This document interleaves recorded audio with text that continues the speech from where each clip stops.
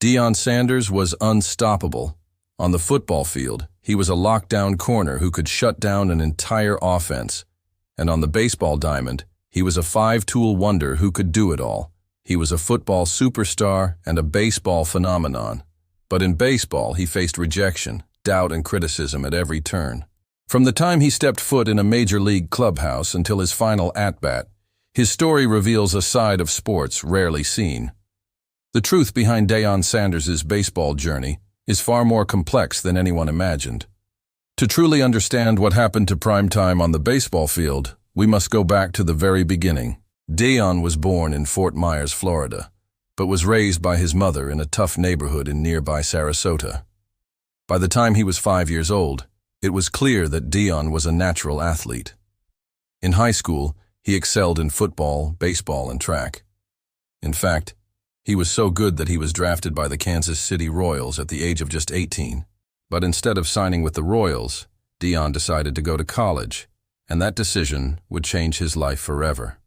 At Florida State, he helped lead the Seminoles to 2 national championships and became one of the most famous players in college football history.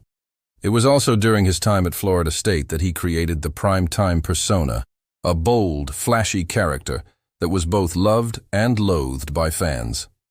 In 1989, Deion was drafted by both the New York Yankees and the Atlanta Falcons, and in 1991, he made history when he hit a home run for the Yankees and scored a touchdown for the Falcons in the same week.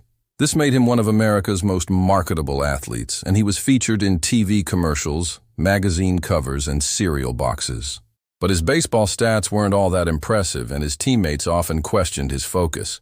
In 1994, Deion was traded to the Atlanta Braves, and things seemed to be going well. He was playing for a first-place team, and the fans loved him. But behind the scenes, there was tension in the clubhouse. Deion clashed with veteran players like Carlton Fisk and Curt Schilling, and when he was caught dancing in the on-deck circle, he was accused of lacking respect for the game.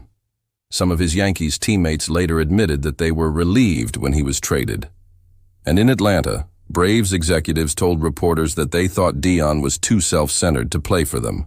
The media quickly picked up on this and began to label him as nothing more than a sideshow. It seemed as if Deion was destined to be a football player who moonlighted as a baseball player, and that's exactly what he did for the next several years. He played for the San Francisco 49ers and the Dallas Cowboys, winning a Super Bowl along the way. But all the while, he kept a small flame of hope alive that he could make it in baseball. In 1999, he signed with the Cincinnati Reds and things were finally going well. He was hitting better than ever before, and the team was in contention for a playoff spot. But off the field, personal problems were starting to catch up with him. In the span of just a few months, he lost his grandmother, his agent, and then his father. Just days after his father's funeral, Deion returned to the baseball field. No one knew how he was dealing with his grief, but he put on a brave face and continued to play. In fact, he had one of the best seasons of his career, hitting 24 home runs and driving in 84 runs. But away from the bright lights and the adoring fans, he was struggling. He felt like a failure as a son, a brother, a friend, and even as a baseball player. In 2001, he was traded to the Chicago Cubs, and things didn't really improve. He was booed by the fans and criticized by the media. So in 2002, he retired from baseball, or so we thought. In 2004, he came out of retirement to play for the San Francisco Giants, but he struggled both at the plate and in the outfield. And in 2005, at the age of 36, he finally called it quits for good. Today, Deion is remembered as one of the greatest players in both football and baseball history. He was a 6-time Pro Bowler in football and a 2-time All-Star in baseball. He was also named one of the top 100 players of all time by both the NFL and the MLB.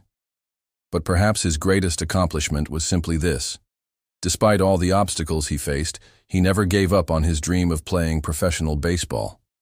His teammates in Atlanta, like Chipper Jones and Tom Glavine, remember him fondly as a humble, supportive, and one of the best in the clubhouse. Deion Sanders may have played his entire 9-year baseball career without ever making it to the postseason, but his impact on the game and on popular culture was undeniable. He was the only athlete to play in both a Super Bowl and a World Series. and he remains one of the most recognizable and marketable athletes of all time.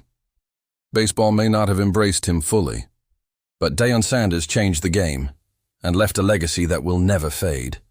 Thank you for watching.